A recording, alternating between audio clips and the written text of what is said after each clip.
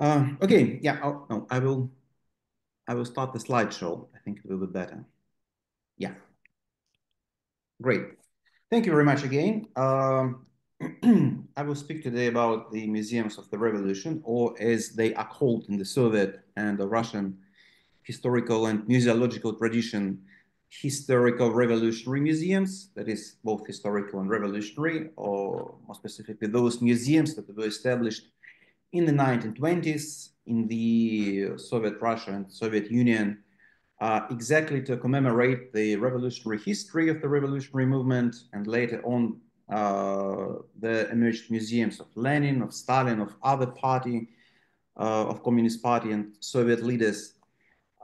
What I'm focusing on in my narrowly speaking academic research, that is a group of museums that functioned in Red Petrograd, Leningrad, between 1917 and 1941. That is during the period of the revolution per se, and then during the transformation in the 1930s when Stalinism actually was ascending.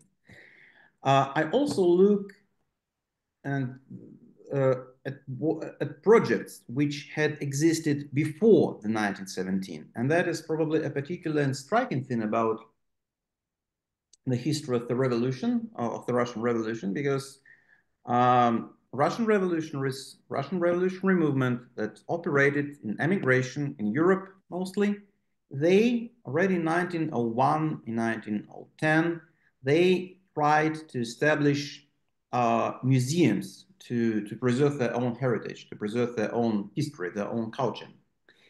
Um, yeah, there were different projects in Geneva, in Capri, and in Berlin, actually, there was one too.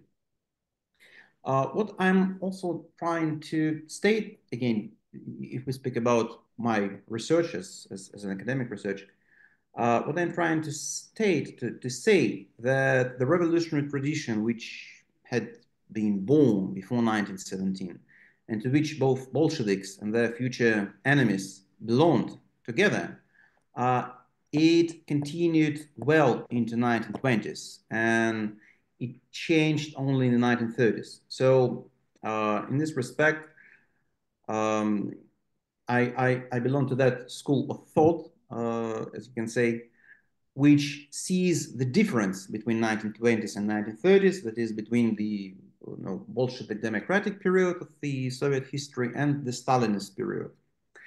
Um, and these museums, they tell the story of this Stalinist transformation very well. Yeah. Um,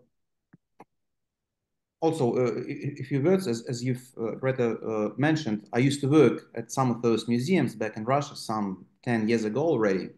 And one of those museums used to be a museum of the revolution, exactly the one that I'm researching. And it also became the reason why I am researching them. It's because I used to work there and I originally had access to archival materials, and that became interesting to me. And I also used to work at what today is called Smolny Museum, and it used to be a branch of the Lenin's Museum in Leningrad in the Soviet times. And precisely those were offices and private apartments of Lenin that he occupied in 1917 and a little bit in 1918 when he still was in Petrograd before moving to Moscow in 1918. And that's kind of experience that really boosted and sparkled my research interest. And I came to view these museums as I said, a very specific phenomenon. First of all, they are probably the first, rather, those that very specific museum in Petrograd that I'm going to talk about that was established in 1919. It was the first museum of the revolution as such, which would be called like this, because after the French Revolution in 1789, no revolutionary museums were created, and probably not until 1840s or 1850s, there were no, to the best of my knowledge, specific exhibitions dedicated to the French Revolution, and only later did some of them appear, but they were rather about urban history or national history, in which revolutionary events were presented as a part of the national story. The same goes for American Revolution. While the Russian Revolution and the Revolution 1917 in the Russian Empire, it led to the creation of such institutions, and that's unique. And after that, they proliferated across the Soviet Union and then later to other countries where revolutions or anti-capitalist regimes prevailed, first of all, in East and Central Europe, which we briefly discussed before the start of this meeting, like Albania and Poland, Yugoslavia, for example. And later on, these museums appeared in other nations, and the most famous being probably in Cuba, in Vietnam, in China. Mm-hmm. There is also a Museum of the Revolution in Iran, which is not the same because it is a museum of Islamic Revolution, which is of course quite different from what you have in China or what you had in the Soviet Union. Oops. Yeah. First, I would like to say that Russian revolutionary movement, the revolutionary movement that existed in the Russian Empire, it had a very distinct culture. They were mindful of preserving their own history. Already in the end of the 19th century, revolutionaries or just socialists in Russian Empire, they used to write books trying to identify the origins of the radical movement in Russia, trying to identify or to produce a selection of sacred symbols, you might say, or heroes, probably, that would be meaningful for the revolutionary cause. Apart from that, from writing books, that is, from producing texts, there were episodes when revolutionaries actually paid attention to collecting physical objects, and that is very distinct, and this is a step forward in comparison to just writing books. For example, most interesting examples would be here the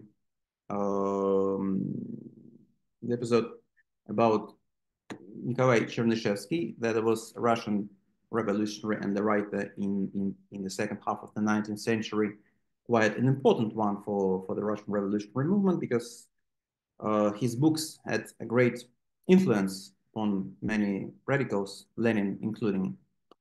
And when he was in exile in Siberia, his shackles were preserved by some of his comrades who were also there, and then they were dismantled into different pieces. And one of local inhabitants, she actually kept them, those shackles, and later on, after the revolution, they were handed over to the Museum of the Revolution.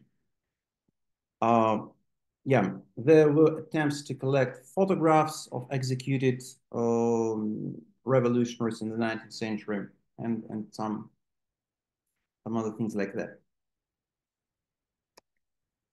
Yeah, also a few words should be said about museums as cultural institutions. This is probably an ideal place to study what I call the revolutionary tradition. As such, as probably many of you know, the museums appeared in the 19th century. Well, they actually appeared before, and they can be dated back to the 17th century, but during those times, they used to be what is called the cabinets of curiosities, just a bunch of interesting things which attract attention, but they demonstrate no coherent narrative. Things are just there. While in the 19th century, things started to change and items began to be displayed in a systematic, more orderly way to convey a certain message. Museums also represent a step forward in comparison to archives and libraries. Those are similar institutions because they are all about preserving the history this way or another. But both archives and libraries, they mainly preserve, well, books or documents, textile elements, you might say, while museums are dedicated to collecting physical objects per se, which is more complicated because you need more resources, you need facilities, you need storage space in the end to keep items together. And you also, which is this is the striking difference, you also have to display them, right? You cannot just keep them there in house. You have to show them. You have to tell the story, which of course has a lot to do with the ideology or beliefs of those who create the museum. Um, in general, in Europe and in Russian Empire, museums grew in great numbers in the course of the 19th century. Sometimes 19th century is referred to as the museum century. They grew by dozens, and for instance, all major museums in Russian Empire, which exist until today, at least in Russia proper, many of them appeared back then in the 19th century, a lot of them. And museums started to play an important role in creating national identity. Yeah, that's what it was about, both in Europe and in Russian Empire. The things that you present them in such a way that they tell the story of the nation as the ruling classes see it, or the intellectual stratum. And of course, revolutionaries, Russian revolutionaries, in these conditions, they did not just sort of miss the museum culture, whether in Russian Empire or in Europe, and a lot of them live there in Europe and Switzerland, in France, as you probably know, in Great Britain, in Italy, because of the emigration and because of the political persecution in Russia. So it's a simple thought, but sometimes it is overlooked. The thought that revolutionaries basically visited museum whenever they would go to, because museums became central points in cities and towns. It's a place which you visit on probably the second or third day of your stay in a new place, just to look around. It's the way to get familiarized with the culture. And many of them did that. For example, famous writer Maxim Gorky, who was a Bolshevik, or more or less a Bolshevik. He stayed for a long time in Italy, and his memoirs, his private letters, they have a lot of mentions, references to museums that he actually visited there. Or, for instance, according to Nadezhda Krupskaya memoirs, wife of Vladimir Lenin and also a Soviet official in the Communist Party figure, Lenin, he was not too much of a museum goer, but he did visit some. And he carefully examined the Musée Carnavalet in Paris. He was particularly interested in the exhibition on the 1848 revolution. He basically studied it. Also, other revolutionaries, such as Vera Figner or Vladimir Burtsev, they were particularly influenced by the Polish National Museum that was located in Rapperswil, which is in Switzerland. There was a museum of Polish immigrants established to, well, since Poland did not have a state in the 19th century, some of them, after the uprisings in 1831, established a museum in exile in Switzerland to present the history of the nation as they saw it. It was of course quite well, we might say bourgeois, maybe feudal museum, so to say, because it told the history of the nation, not the history of the oppressed classes. But still, it was perceived by Russian revolutionaries as a very revolutionary place, as long as it presented itself as the force that fought against Russian autocracy. And for example, Vladimir Burtsev, one of Russian radicals and a historian of the Russian Revolution, the Russian revolutionary movement, he left such recollections. You can see the quote on the screen. He wrote that Polish museum inspired the dream of the Russian museum, which I had envisioned a few years earlier in Saratov. Yeah. And I imagined that one day the scattered museum pieces I had encountered with various individuals would be brought together. The initiative would come either from revolutionaries or from the liberals of the time who would establish such a Russian museum abroad. That's very special illustration of influence. This Polish museum is a museum which those revolutionaries not copied, but had in mind when we're trying to create their own projects. And that probably played some sort of a trick with them, because that still, in spite of the revolutionary tones, the tones of struggle against autocracy, it still was a national museum, as I've said, a museum of the nation. Some other revolutionaries also, of course, were involved in museum life, and sometimes that involvement took the form of working at museums. And, for example, another 19th century revolutionary and a terrorist, Mikhail Novorosky, he managed a museum himself after he was liberated from the prison in 1905. He became a director. He used to run what was a mobile pedagogical museum.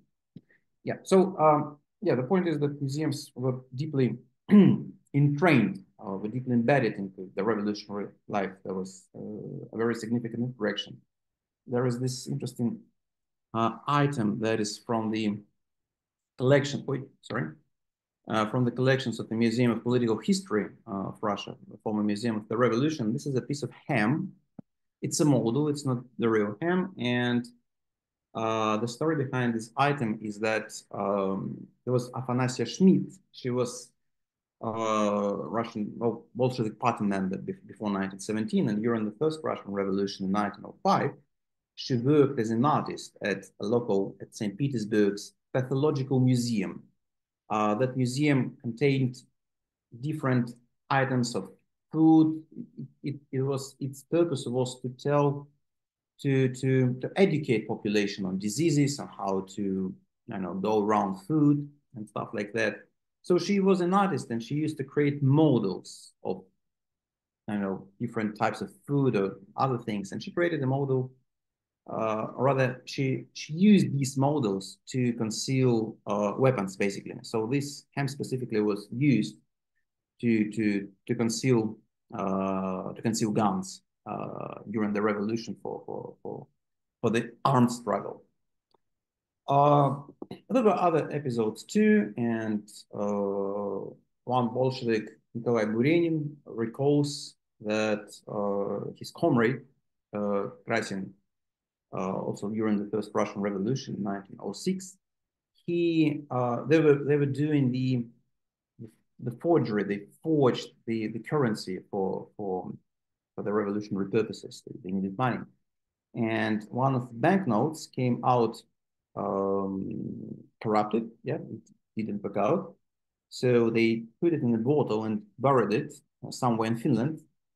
And late in 1934, Budenin came to Finland specifically to unearth that bottle with that banknote and handed it over to the Museum of the Revolution. So these anecdotes are just to show that the idea of musealization, of turning things, of turning memories into the museum heritage, it already was embedded in the revolutionary mindset, so to say. And there were three distinct projects before 1917 when Russian revolutionaries attempted to create a museum. One of them was in Geneva. It was a Society for the Care of the Russian Museum. It operated in 1901, basically. It was ran by Bonch Bruyevich, who was a prominent Bolshevik, figure very close to Vladimir Lenin in 1917 and later on. That never worked out. As well as the next one, Museum and Library on the history of the struggle for political liberation in Russia. It was conceived by Maxim Gorky, a writer. He worked on this project in 1912, 1913, when he lived in Italy on Capri. And he also tried to pull things together. He wrote several letters to different writers, to different politicians, trying to persuade them to send items related to the revolutionary history to him because he was accumulating stuff. He was trying to do some funding that also failed, unfortunately, or just failed. Those projects didn't work out per se. They never managed to provide to generate real collections. They never had a building. They just were an idea and a notion. Only like few items maybe were collected. There are different reasons why that did not work out per se, but I would say that the most important one was, of course, the material one, right? It's just difficult to do an immigration, especially 100 years ago. You need more resources. And the last one, the Society of the House Museum for the Memory of Freedom Fighters in Petrograd in 1917-1919. That was an institution that emerged after the revolution. So that it was easier to manage things after the Federal Revolution 1917 in Russia. It was created in Petrograd. And some of those people who were involved in previous projects, they participated in this one too, like Maxim Gorky, for example. And they were more active and more successful. They collected a lot of things. They were trying to secure a building, but that never happened too. And they never managed to make any exhibitions.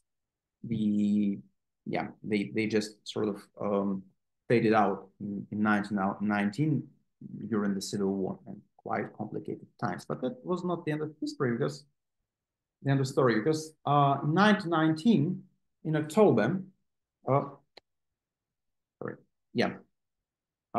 October, the State Museum of the Revolution was founded. It was founded formally or officially by Grigory Zinoviev, who was a prominent Bolshevik, head of the Petrograd Council.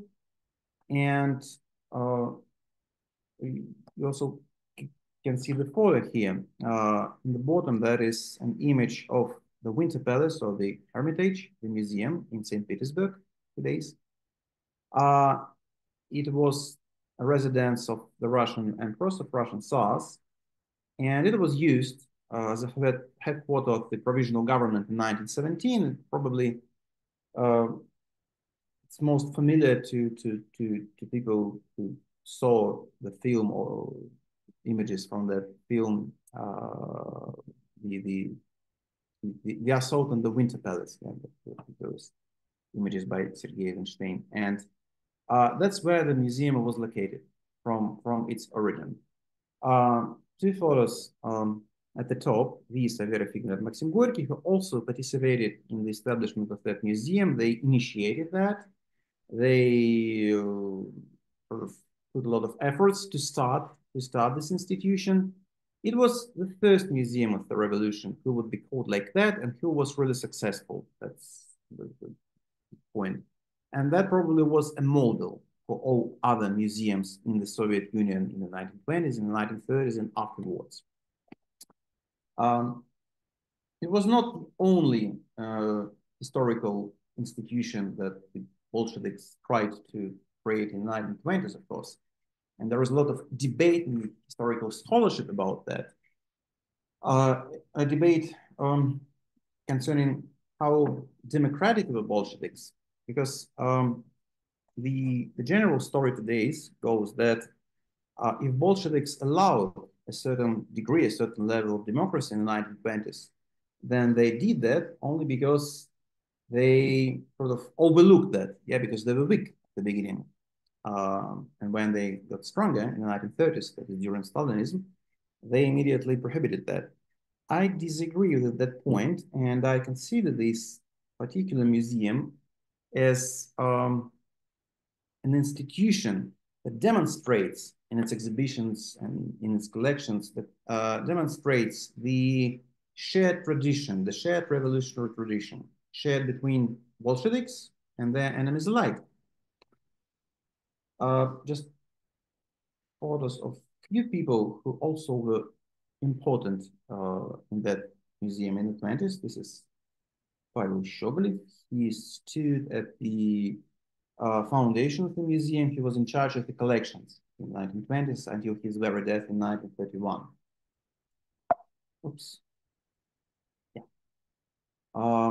Just also a photo of the museum leadership. On the left, you can see Phil Kaplan. He was a director, head of the museum from its foundation in 1919 until 1929, but he essentially led the museum until 1935, when during Stalinist purges he was completely banished from the museum.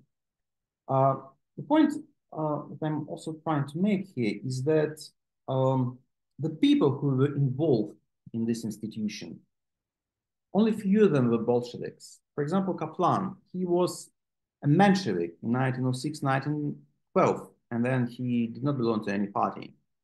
For example, Pavel Shobolev, before him, he was never a party member, neither communist nor any other one. He was just a socialist, a radical. He participated in the student movement, and he spent a couple of years in prison in 1907, 1909. But he was what you might call non-party socialist, or just a socialist without any party affiliation. The same goes for other people who were in that museum since the beginning. Well, there were, for example, David Machlin. I couldn't find a proper photo, but he was Bandist, Bund. That's a Jewish section, or like rather a Jewish Social Democratic Party. He was in charge of the Department of the October Revolution in that museum. Vera Fichtner, whom I have mentioned, she served as a consultant at the museum. And she was never a Bolshevik. But Bolsheviks did participate in the museum too, like Zinoviev, whom I have mentioned. He was a nominal, but still a head of the museum council, the governing body. This approach was also manifest in the different statements that were made during the first years, the first days of that museum. For example, you can see here the quotes from Mikhail Novorosky on the top, and this is his photo. He at the in January 1919, during the solemn meeting dedicated to the opening of the Museum of the Revolution, he made a speech saying that he stands here as a living bridge between the old revolutionaries and the new revolutionaries, meaning the Bolsheviks and the Soviet power. And also he spoke about celebration of the organization of the Museum of the Revolution, about which I have dreamed for many years and in which I have been collaborating in recent years. Another quote here belongs to Mikhail Kaplan, the director of the museum. He says that the museum must capture the entire revolutionary movement, starting from its origin, and then he enumerates different figures important for crucial in the Russian revolutionary tradition. He says that many of whom died on the gallows, suffered in penal servitude, in exile, and in prison. And he calls them heroes, right? Highlighting this important commonality. Yeah, two more quotes. One belongs to Zinoviev. He made this speech also in one of the events surrounding the creation of the museum. And he spoke about populist revolutionary movement current in the Russian Empire in 19th century, who were most famous for using terrorist methods. These people are as dear to us as the people of our own party, and we have the audacity to think that we, the working sailors, Red Army soldiers, and peasants standing under the banners of Soviet power and the Communist Party, are carrying forward the banner that was in the hands of such people as Stepan Falturin and Nikolayev, who were never Bolsheviks and who were members of other parties, which fought against the Bolsheviks in the civil war, which was still raging when Zinoviev was making the speech. For example, the last quote here belongs to Pavel Bystriansky, who was an ardent Bolshevik, and in a manifesto dedicated to the Museum of the Revolution, he wrote, um, yep, for example, those phrases that are highlighted in bold, that the entirety of our revolution should be encapsulated within this museum. The Museum of the Revolution is to encompass not only the revolutions of the West, but also the revolutionary movement within Russia, particularly those efforts aimed at dismantling autocracy. And yeah,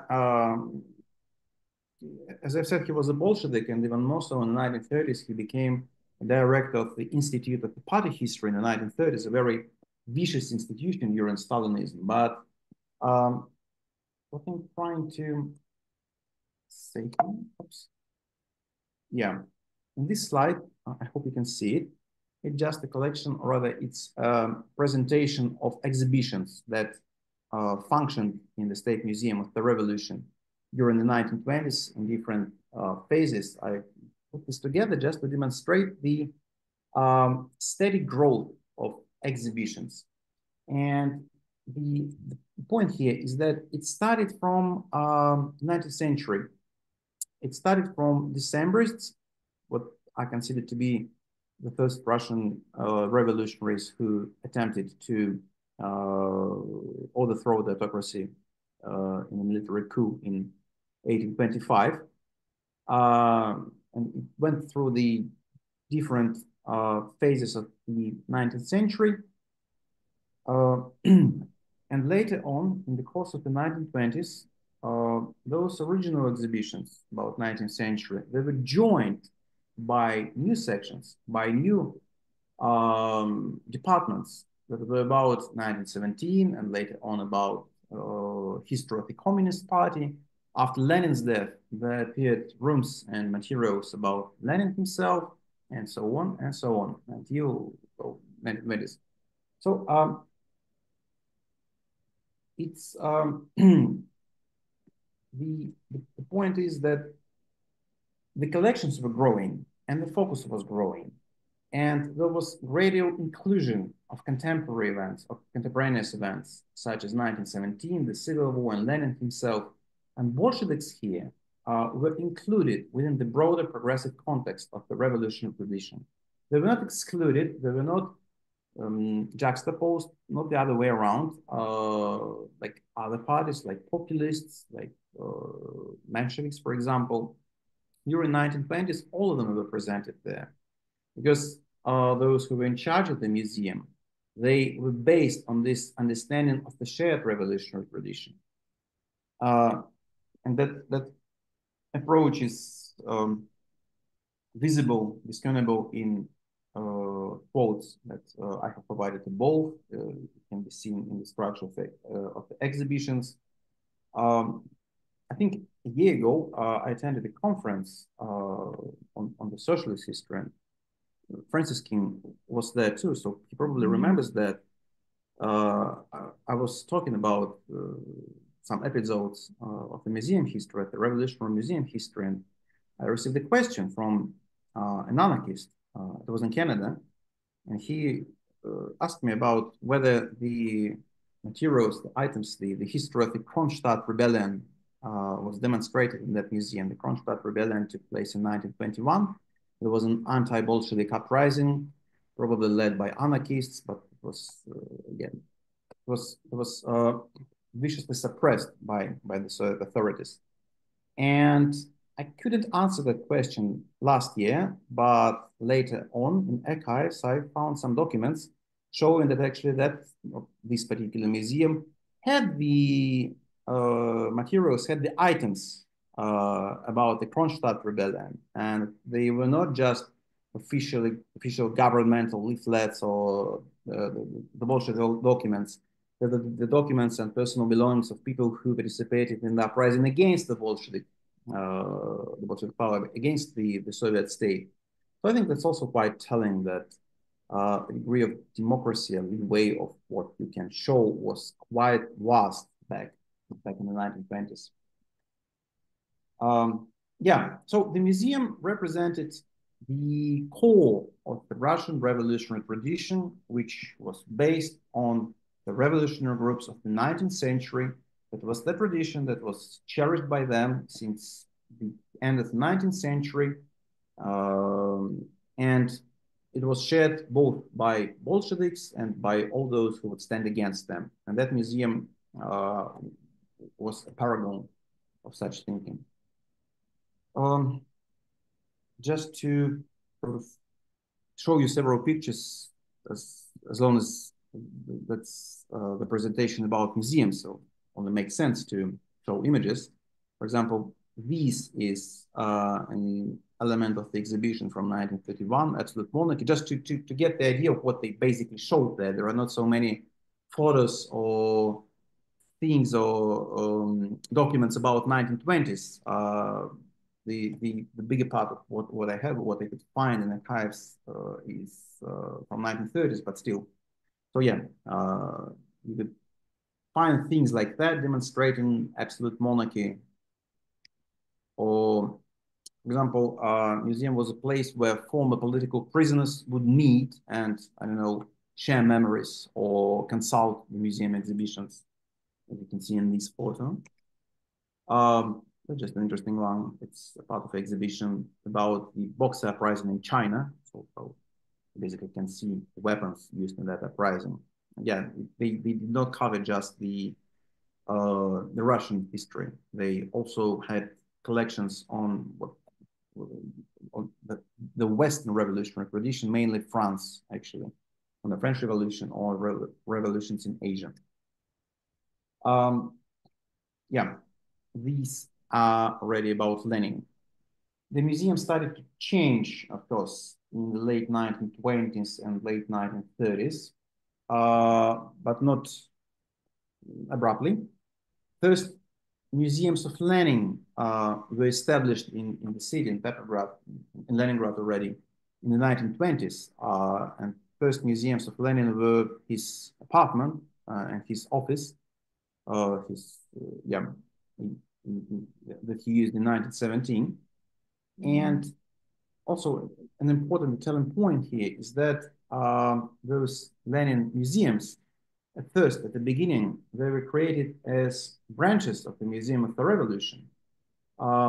It's quite interesting because only later in the 1930s, when the Museum of the Revolution was shut down in 1935, a lot of it was stripped of some elements of its collection. It also lost its branches, its Lenin branches, to the separate Museum of Lenin created in Moscow and orchestrated by purely Stalinist thinking.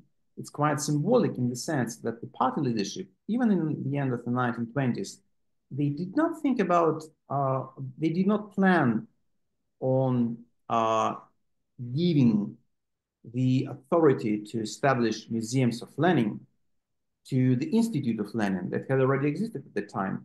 The first idea was to give it to the Museum of the Revolution, or rather to push to order the Museum of the Revolution to do this job. And that's symbolic in the sense that Lenin was considered as a part of the revolution in many ways, unlike 1930s when he became some kind of standalone, very abstract figure. Yeah, just a few photos from Lenin's museums. I couldn't find original photos from 1920s, 1930s, except for the small building on the left. It's the building where was the headquarters of the revolution, of the October Revolution, and where one of the first Lenin museums was established, where his office was established, and photos of that office you can see on the right. It's today's photos, but it's pretty much the same as it was. And these are two photos from his apartment. Well, it was not his apartment. It was an apartment of his sister and brother-in-law. He lived with them in 1917 for several months, just several rooms from the place. Yeah, and well, this place where he used to hide in 1917, in July and August, the shelter and a hut, basically, they were musealized in 1920s as well. Um, Still have some time, I guess. Yeah. So, few more words, uh, just uh, to to zoom in onto the people who actually work at those museums. I'd like to say a few words about one particular person who played an important role in that museum, whose biography is quite um, typical or maybe symbolic in that respect. Her name is Alexandra Shako. You can see her photo on the right. She was born in 1884 or 1885. Um, she studied in Petersburg. She was qualified as a home teacher. From 1901, she participated in student demonstrations in St. Petersburg. She was exiled for that to southern regions of Russian Empire. In her later 1930s autobiography, she wrote about participating in the May Day demonstration organized by Stalin in 1902, but that's probably what she added in 1930s to get a pension. During 1902, 1905, she lived in immigration in Belgium, and she got back to Russia during the First Revolution in 1905. She was an anarchist at the time, and in 1907, she organized her husband's and comrades' escape from the prison. Um, until 1917, she participated in providing aid to former political prisoners. And starting from 1919, she started to work at the Museum of the Revolution. When she opened, she was there from the very beginning. She headed the Department of Penal Servitude and Exile History and continued to musealize former political, former prisons, former Tsarist prisons. You can see here the photo of the exhibition about the history of exile, for example. You can see the shackles here on the left at the bottom. For yeah, also today's photos. It's how one of those prisons looked like. It was a little bit different back in the days, especially the one on the top. That's what is called Schlüsselburg Fortress, and the bottom is Peter and Paul Fortress in the city center of St. Petersburg. Both were used as prisons for political prisoners in late 19th and early 20th century. These are photos from the Schlüsselburg, original photos, so they were made before the revolution. That's how they actually look like. And these are the exhibitions, not the actual prison. I mean, on the left, it's a model. They're not real people. I think they're made of wax or something like that to, yeah, to show how it looked like. And what I want to say about her and why this is interesting, that she defined herself as an anarchist until 1917. And she maintained some personal connections until 1922. Um, According to memoirs of one of the Soviet writers, in 1919 or 1920, she visited Petr Kropotkin, a famous anarchist, shortly before his death in Russia, and she wanted his advice on whether to join the Bolshevik party or not. She did not like his answer, and that's why she told him, I came to Kropotkin, to an anarchist Kropotkin, but found myself with Prince Kropotkin. Uh, she worked with tremendous dedication and did a lot of job reconstructing the original outlook of those prisons. And she worked in the museum until 1935, when during the Stalinist purges, she was removed from the museum. Her museum work was closely linked with aiding political prisoners, at least in her subjective understanding. In Soviet times, her work to commemorate the prisons and that experience, it traces back to an episode in 1906 when she and a group of anarchists were sentenced to death. She was acquitted for lack of evidence, but her comrades were sentenced to death by hanging. And in her later autobiographical materials, she wrote that it was then when she vowed to preserve the memory of fallen comrades. And in this respect, her work, her museum work, became some sort of political activity, political commitment for her. I think I have. And in 1930s, when the situation started to change, of course, new people came into the museum. I'll show you. Yeah, just to, yeah. Another character who was of worker peasant background. He was an officer.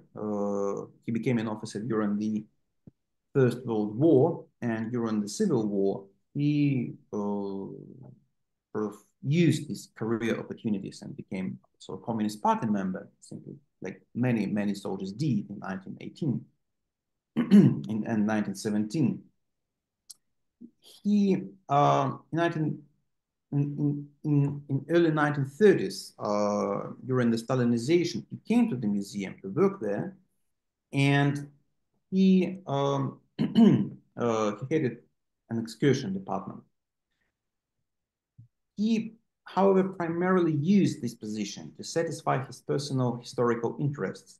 The thing is that during 1920s, he had been living in Leningrad at different jobs, at factories or some other places. But he developed a keen interest in military history. For him, civil war, first of all, was war, and only then it was civil. He became fascinated and interested in the military part of the Civil War. That's what was the most important thing for him, rather than political commitment, rather than political activity. He cherished and he collected, military items, his personal weapons. He would donate them to the Museum of the Revolution to sort of show that aspect of the Civil War and political confrontation. And in this position, he overlooked the sort of, as I said, he worked at the Museum of the Revolution in the 1930s, but he did a lot of work to reconstruct, to recreate the estate of one of the former Tsarist generals from early 19th century, and to join it to the Museum of the Revolution. He also was responsible for creating monuments and collecting items related to another Tsarist general of the 18th century, Suvorov. And he also did it in the position of someone who works at the Museum of the Revolution. So for him, unlike Shakov and unlike 1920s, revolution was not a revolutionary history. It was not about, it was not a struggle of weak against the strong, right? Like it was with Shakov.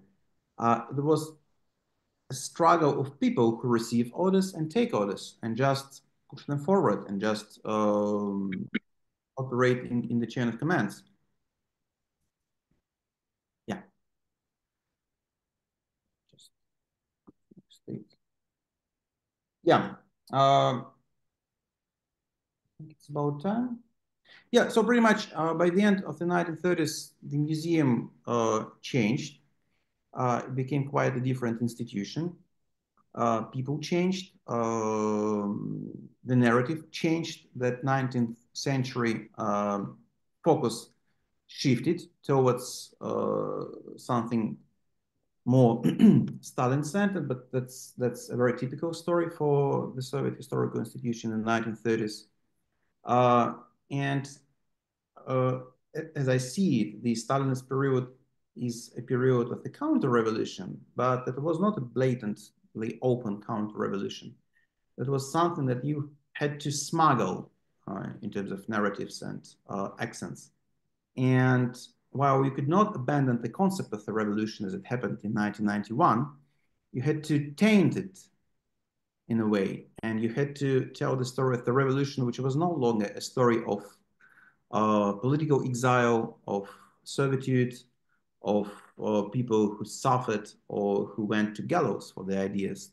It was a story of people who just used social lifts opened by the Bolshevik Revolution and who had to just fulfill the orders sent by Stalin from the top. And yeah, I can think I can stop here, as this is where my academic expertise goes to until the end of 1930s. Thank you. I think I missed something in the chat.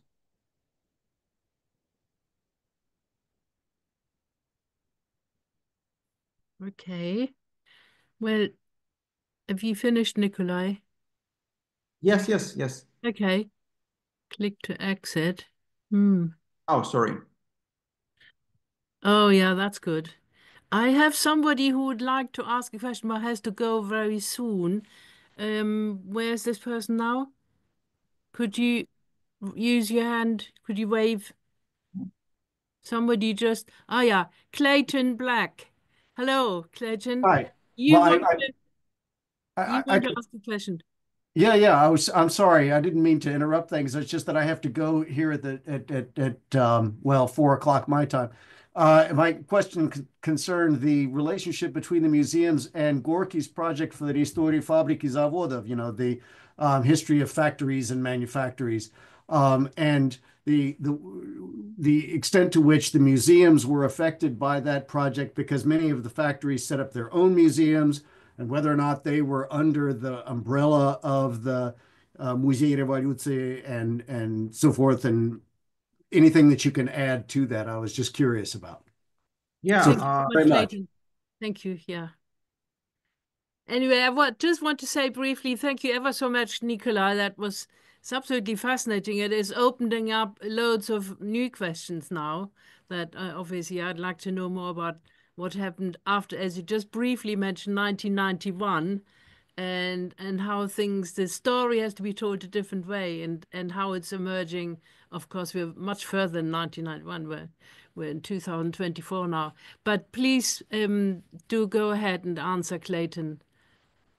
Uh, it's a short answer because there were no connections whatsoever between the project of Gorky in particular and that museum. Gorky participated in the foundation of this museum, but that was the end of his involvement. He moved to Moscow and he lived in Moscow. I mean, he moved abroad, but then he moved to Moscow and he was more active in the Moscow Museum of the Revolution than in the one in Leningrad. And all the job that he did writing that book or trying to create that book, uh, he did with other people. The story of this museum is also the story of turning into a provincial museum, so to say. It used to be the museum of the revolution, but late in the 20s and in the 30s, that status was dripping away, so to say, to Moscow institutions. And Gorky actually had little interest uh, in this place in that respect. But speaking about other factories, museum had connections with local industrial units. In Leningrad, I think you've mentioned Putilov, Kirovsky Zavod, yeah. No, they were not under umbrella per se. They were standalone autonomous institutions, and they were subjugated or subordinate to authorities of factories and so on. But museum during 1920s, it provided a lot of expertise and it guided those local museums. They used to contact State Museum of the Revolution, and they would send specialists, or sometimes they would exchange items.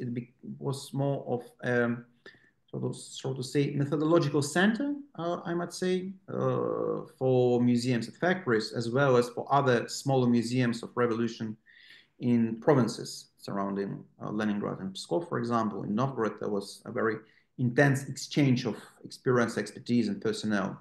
So that's probably it. Lovely. Thank you. Thank you. Next questions.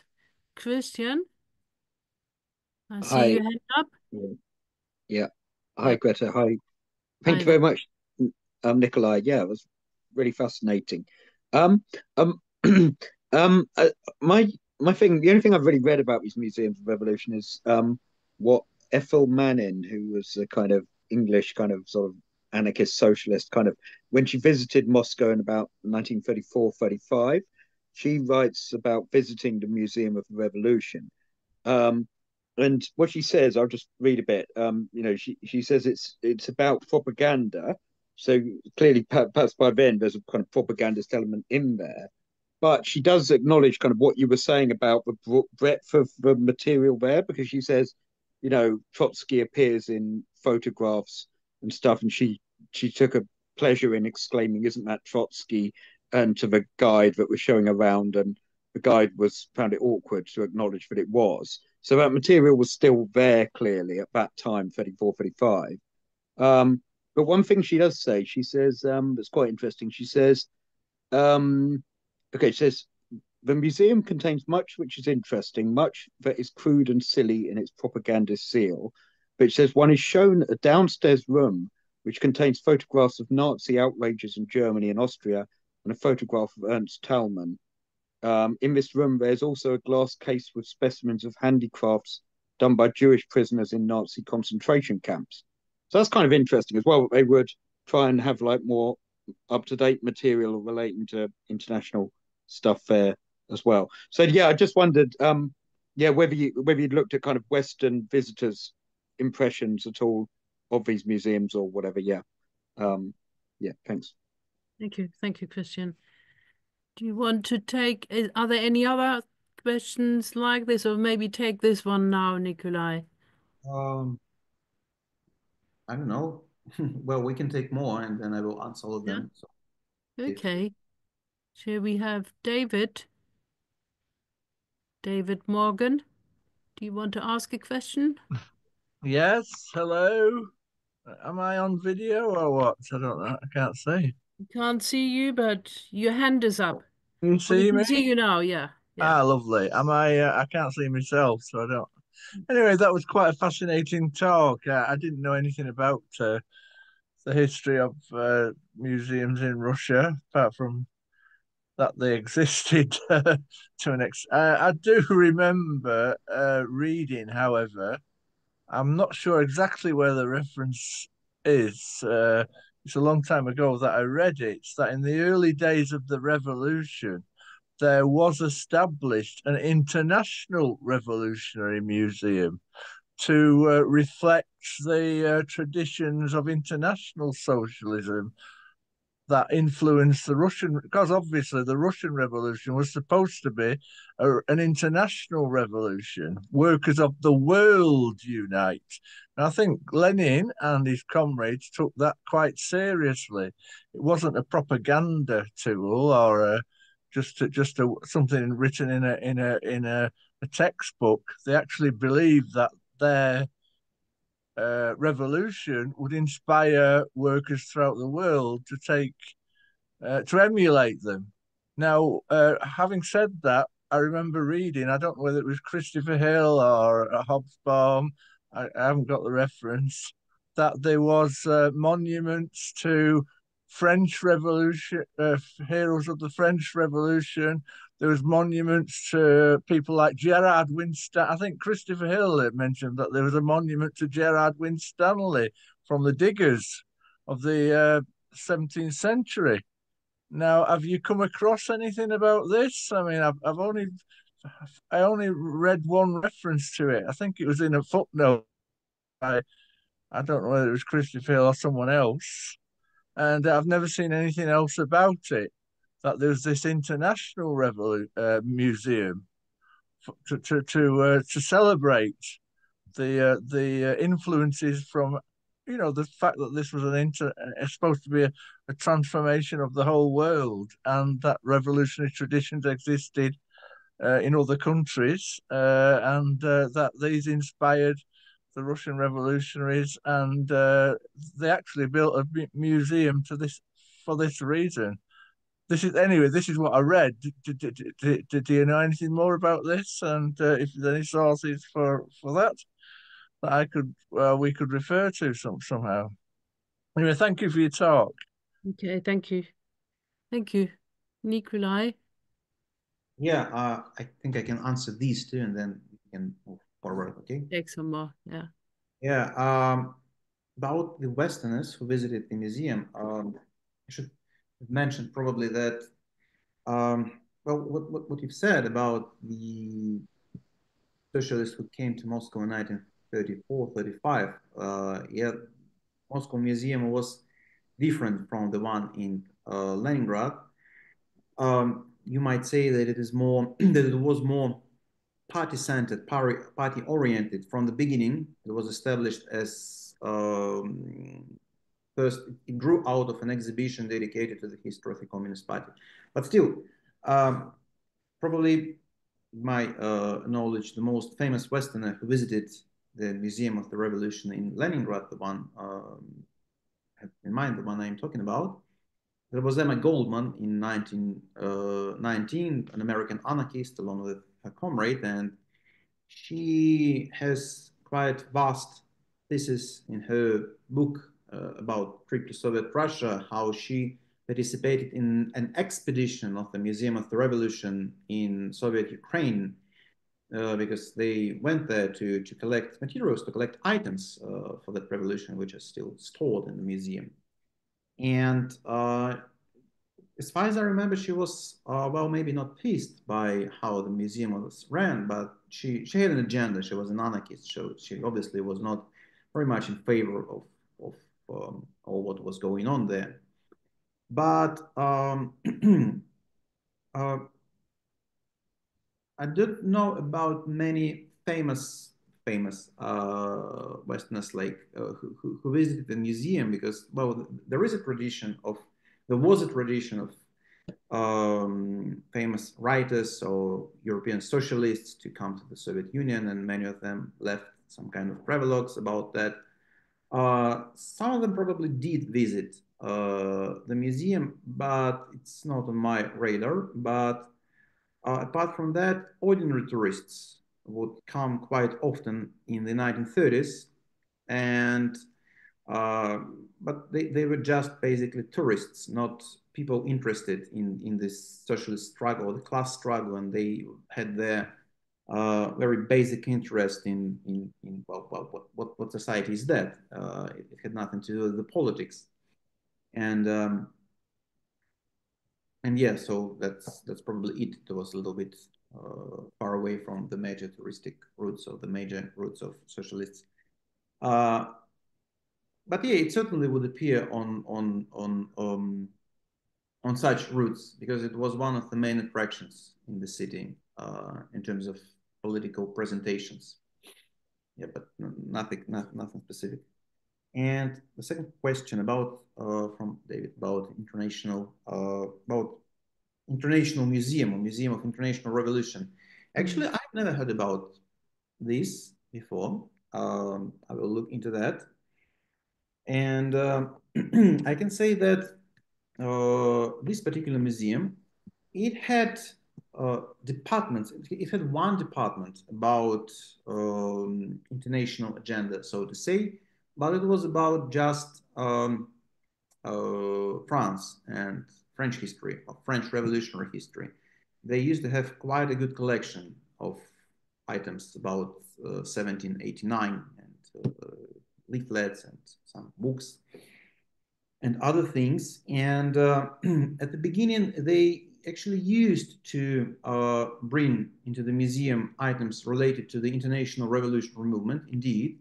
That was not very successful, and then I think ended quite soon, because, well, already in the 30s, the agenda became more national oriented, so to say. Mm-hmm. But jumping ahead into the 50s and 60s, when the museum was recreated after the death of Stalin, and it already was a different museum. It was renamed, it became a museum of the Great October Socialist Revolution, so basically a different institution which inherited part of the collections.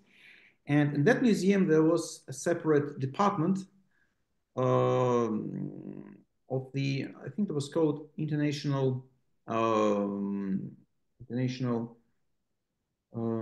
Worker Movement, something like that. Had elements of that, but of course, 1960s have nothing to do with the 1920s in the context of the Soviet history. In this respect, yeah. Thank you very much. So that we'll move on to, I think, Duncan, and then we move on to Francis. And if you use your little Thank you, hand. Nikolay.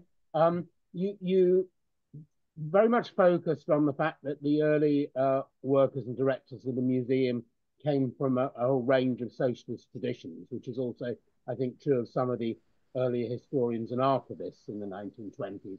But you then referred to, I think, one of the directors basically being thrown out or told to keep away. And I was wondering whether you could explain a bit more about sort of what crimes he was supposed to have committed and whether there really was at that stage a sort of shutting down of more dissident perspectives or alternative perspectives.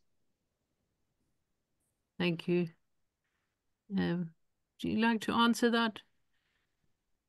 Yeah, sure.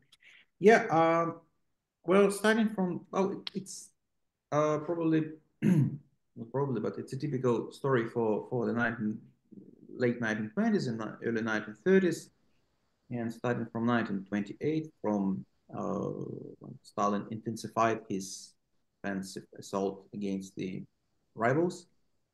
Many cultural institutions started to be purged based on the what's called class origins, and there was all the time, there was always declared a lack of Bolshevik vigilancy, as Stalin would call it, and the major critique towards the museum would be the lack of demonstrating the history of the Bolshevik party. That was the principal line, the most important element in that critique. That director, Kaplan, former Menshevik, he lost a position of director in 1929, but he became a deputy director. And for the next 6 years, he continued to operate as an essentially director, but with a different title. And those people who were directors one by one, they were proper Bolsheviks, and they were, well, patrons. They kind of covered deputy director and the museum in general. And even in early 1930s, there were still discussions between kind of party officials, and they could be dissatisfied with the museum, that it lacks exhibitions about party history and so on. But those who worked at the museums, including the Bolsheviks, they could respond in in a form of discussion. Yeah, that was more discussion than just an order or just a thoughtless attack on the museum. In 1935, it was a crucial year when everything changed and when the director and many other people who worked there were completely removed. And there was a lot of critique. There is a but it happened a lot that the Soviet Union was one of the phases of the Stalinist repression in 1935. So there was a lot of critique, but they were pretty much all the same. There is too little of kind of party history. There are too many deviations. For example, there are too many 19th century revolutionaries. As the documents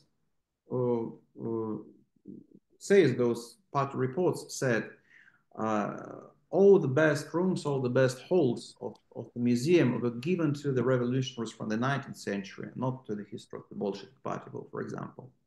And there was also a practical consideration, which is very interesting, because originally the museum was deemed as a place to learn for revolutionaries. That's actually probably to answer the first question about international involvement, because originally museum demonstrated a lot of documents from declassified police archives, from political police archives, all those documents, all those techniques that imperial police used to persecute, the revolutionaries. They were demonstrated in the museum. And according to a memoir of Victor Serge, he was Russian-Belgian anarchist who came to Soviet Russia to take part in the revolution. He also worked in that museum, actually, and he wrote that those exhibitions about police department techniques, about police departments' practices and tactics, they were used to educate potentially the revolutionaries how to deal with the police in their countries, or in Europe, first of all, to tell them how the police works. Yeah, so and in the 1930s, in 1935, one of the points of the party commission against the museum was that they demonstrate labs. Well, there was a model of a dynamite lab which belonged to 19th century revolutionaries, and it showed the process how to make dynamite. Yeah, just one example. There was a quote saying that counter-revolutionary youth comes over to the museum to learn how to make dynamite. So that also changed from purely practical orientation of basically teaching the revolution. Museum, that aspect of the museum became a problem. You could no longer do any of that. So that also was something that was put against the first direct and the first people.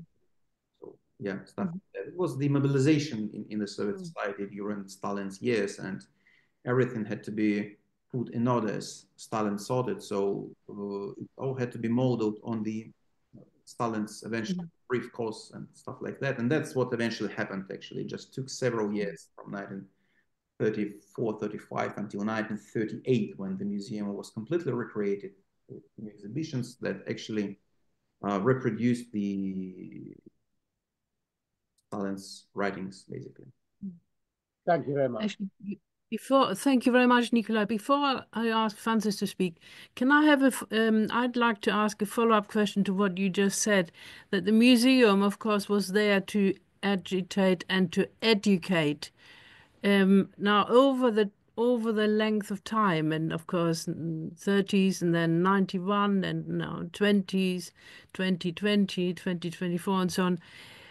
Of course, museums, as we can see in our own museums here in London, they have to change because people are different. And so the new young people, the next generations and so on, they look for something else. Have you noticed in the museums you've seen, have you seen how they adapt the displays so that the young people are actually engaged and actually learn from the displays? Because you see here, I mean, if you go to the Natural History Museum or the Science Museum and so on, they're completely different from what they were, in the 20s and the 30s and so on. I'd like you to perhaps say something on that, and then we'll have Francis and whoever else is going to ask a question. Maybe we should collect a question from Francis, and no? Okay, shall we have Francis as well?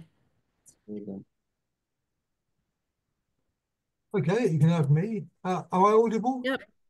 Yeah. Yep. Yeah. Well, thanks, Nikolay, for a very interesting talk. It's always interesting to hear what you have to say about the museum. So I sort of like to compare it with what happened in other aspects of historiography in the early years of the revolution. I'm not so sure that I wouldn't overstate the commitment to pluralism on the part of the early Bolsheviks when they set up these museums. It's one thing that people were members of Narodnik parties and that sort of thing prior to 1917.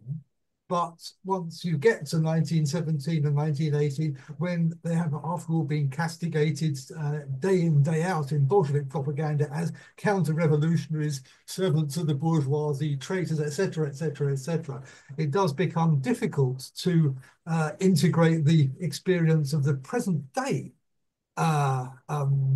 other non-Bolshevik socialists into that narrative. So the ones that went before are fine, but thereafter they become more and more complicated. And the fact they had this kind of common culture, the fact that when socialist revolutionary prisoners were being taken out to be shot in the early 20s, they sang Vujet Voyupali, the same sort of revolutionary kind of funeral anthem that the Bolsheviks also knew, was a painful reminder for the for the Bolsheviks. What I wanted to ask really is how this process kind of played out over time with the revolution, because when it comes to, if you like, archive work and particularly printed historiography, there's a very sharp break in 1931, when, for example, right up to 1931, they were republishing the protocols of the First All-Russian Congress of Soviets, and all the speakers, Kerensky, Trotsky, the Mensheviks,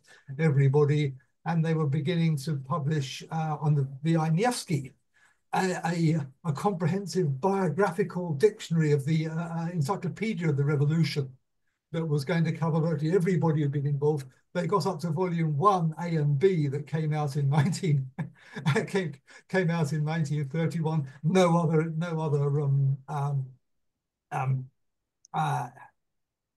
volumes of that collection were produced. But at the same time, you can see it now if you look around Russian archives and that sort of thing, they kept everything. There was not, if you like, on any great scale, as far as I'm aware, a process of destruction of records. The records were kind of put in locked rooms. Access them was strictly controlled, but the materials were preserved.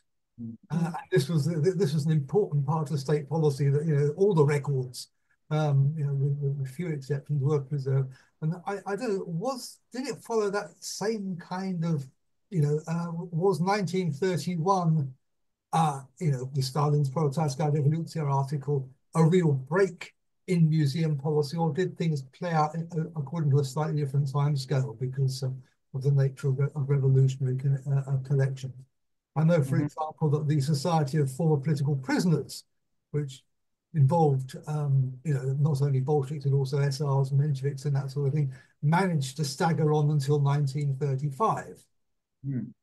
So it was it's just really a comparison of the timescales. How do they play out in the museum sector? Thank you. Thank you. To answer the first question. Well, there was a number of problems in relation to how the museum dealt with the audience, because on one hand, it was a political institution. Yes, its goal was to educate people in many ways. In 1920s spirit, that you had to educate the working classes, not all of whom were politically motivated, or not all of whom supported the Bolsheviks, for example, especially in the 1920s, when the new generation of the working classes emerged in the city. And one of the problems was that many people would come to the Museum of the Revolution, not because of the revolution, but because it was located in the Winter Palace, a former imperial residence. And the Museum of the Revolution was located in that palace, and it actually had as branches former chambers of several Russian Tsars from 19th century, just to demonstrate how they lived. The original idea behind that was to show people the real, to show how the Tsars live, to make them understand to make them understand the class differences or the degree of inequalities in the imperial society. While according to archival documents, many people would come there exactly to see how they live, to enjoy that view. And that also tells something about how Bolsheviks, or the anti-capitalist state, has to deal with the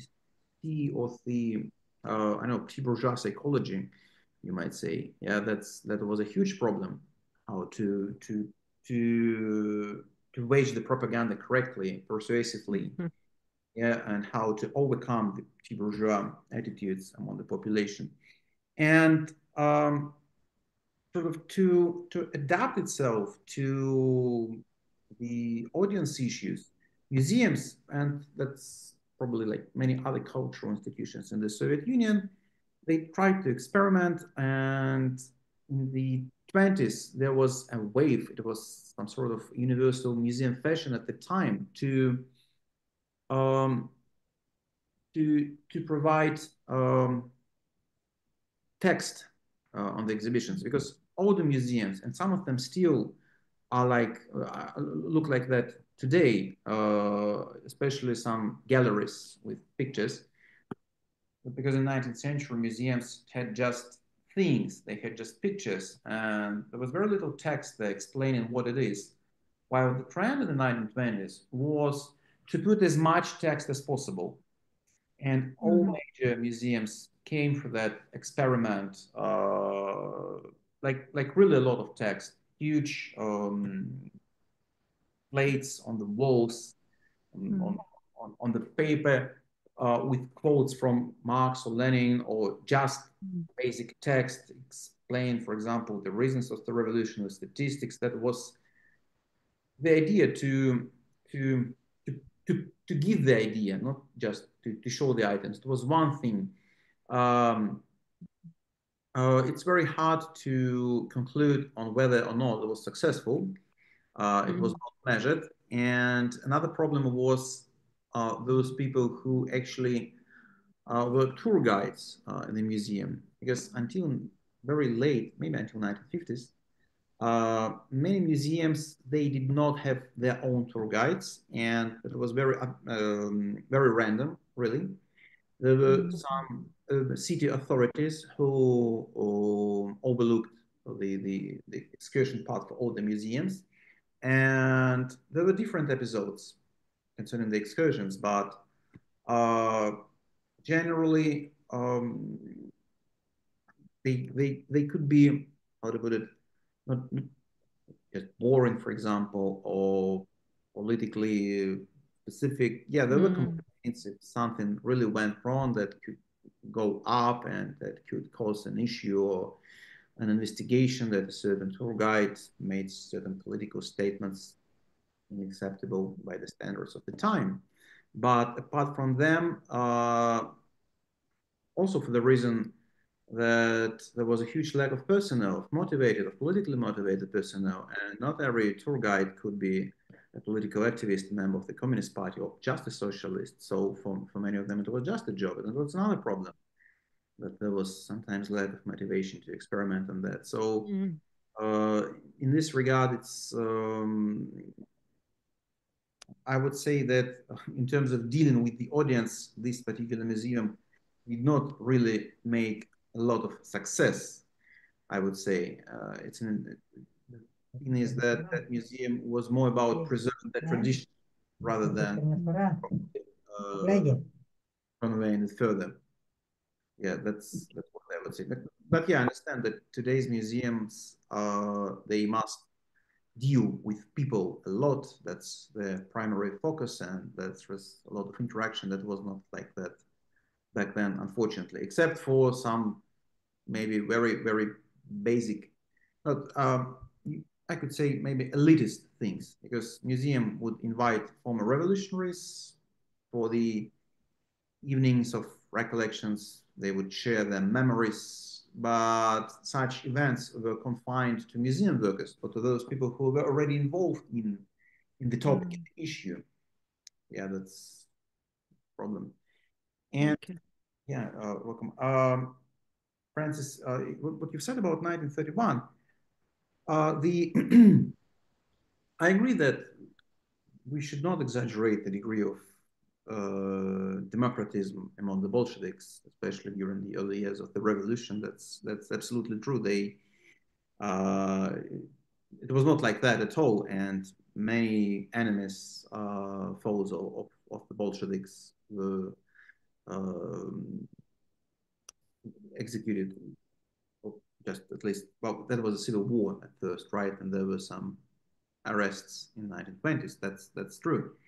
But yeah, at the same time, there was a common understanding of the roots, even if the present differed. And 1931 actually did not become that much of a change in the museum, which is maybe a little bit strange. One reason is that museum, but I think many other institutions too, often fell behind the agenda.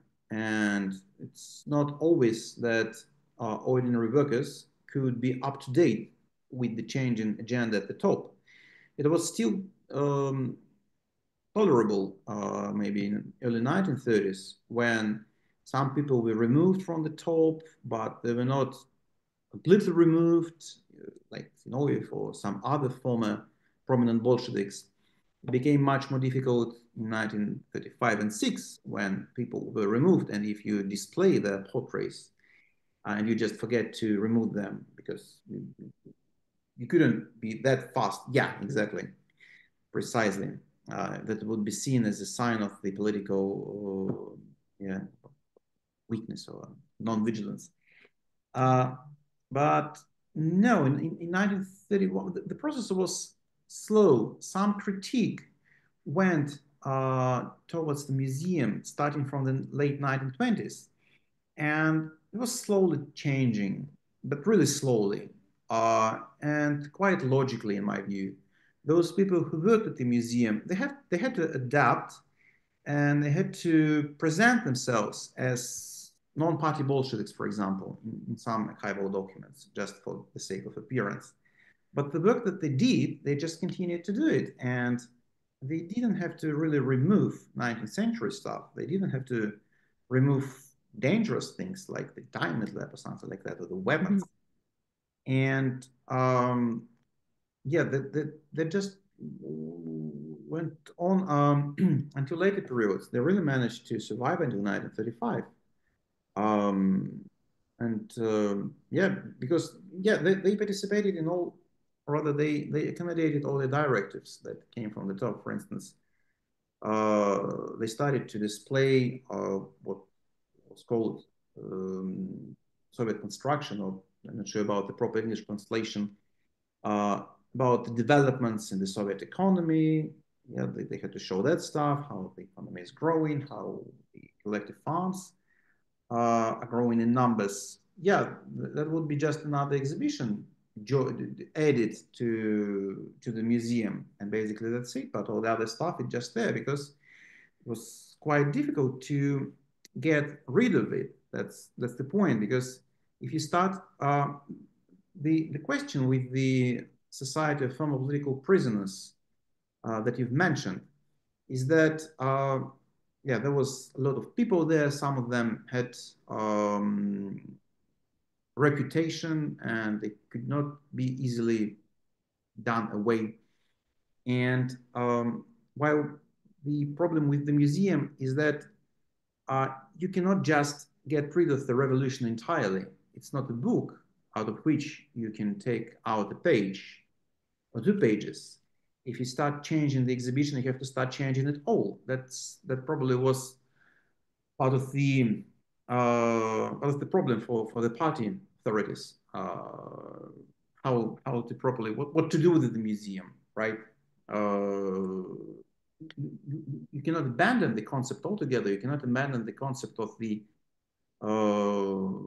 populist movement, of the terrorist movement, or not the concept. You cannot just skip it altogether, simply because Lenin mentions them all the time.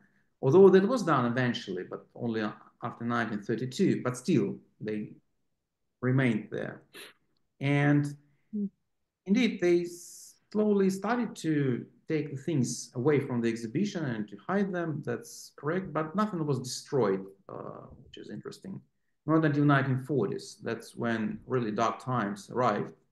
But that phase of the Stalinist history is different. It was in many ways more vicious and inevitable in the 1940s than it was in the 1930s. And this is when this particular museum suffered a lot, because really thousands of items that were physically destroyed. They were burned and simply destroyed. Very important things. And if you had a lot of some personal belongings of, I don't know, Zinoviev or Trotsky in the 1930s, you could just simply store them away until better times, for example, because, well, you have collections, yeah, they're big. You didn't have to destroy them. While this is exactly what happened in the 1940s. And the museum has only two things related to Trotsky. Thank you very much, Nikolay. That was comprehensive. Yeah, are there any other persons who would like to ask Nikolay a question? And okay, I can't see any. Oh, wait a minute. Is that you, Duncan? Yes, I just wanted to come back on one thing because Nikolay mentioned Emma Goldman's visit. So I actually looked up what Emma Goldman actually said in her memoir, which was written very early. It's 1925. She said the museum was amongst the least interfered with institutions and work there had been progressing well. Then a group of 20 youth were sent over, young and inexperienced boys unfamiliar with the work. Being communists, they were placed in positions of authority, and friction and confusion resulted. Everyone felt himself watched and spied upon. One of the people she spoke to said, the Bolsheviki care not about merit, he said. Their chief concern is a membership card. He was not enthusiastic about the future of the museum. So that was just one individual that she obviously met, who was a very close colleague of the director, Mr. Kaplan. But that does imply that the sort of communist interference in the work of the staff of the museum actually happened as early as 1925, rather than later, as Nikolay was perhaps implying. I don't know whether Nikolay wants to comment on that. It is Emma Goldman, of course, so you might wish to take her views on this with a pinch of salt. Yeah, that's exactly as you said. That's Emma Goldman. So would be surprising if she would start to celebrate the democracy of the Bolsheviks, even in the 1920s. That's quite understandable. And no, I disagree actually with her. And I don't know, maybe there is something that execute the archival documents or personal recollections, because I'm simply a historian and I have to relate to the documents, but still. And the point is that how I could not agree with her, but explain certain interference or involvement, is that there were Bolsheviks in the museum, in the leadership. That's true, but they provided patronage to the museum, even if something happened like that. That's the whole point. Because Zinoviev, until he was removed from all his posts, he was a nominal head of that museum. Yeah, and maybe it's not a very democratic thing. Maybe it's not a normal thing, but well, and he was a particular figure. He was quite a character. He had some, I don't know, he was a very not proud man, but how to put it, a person with issues. He was very arrogant, maybe in a ways, and he considered that museum to be his personal achievement. He took pride in helping to establish it.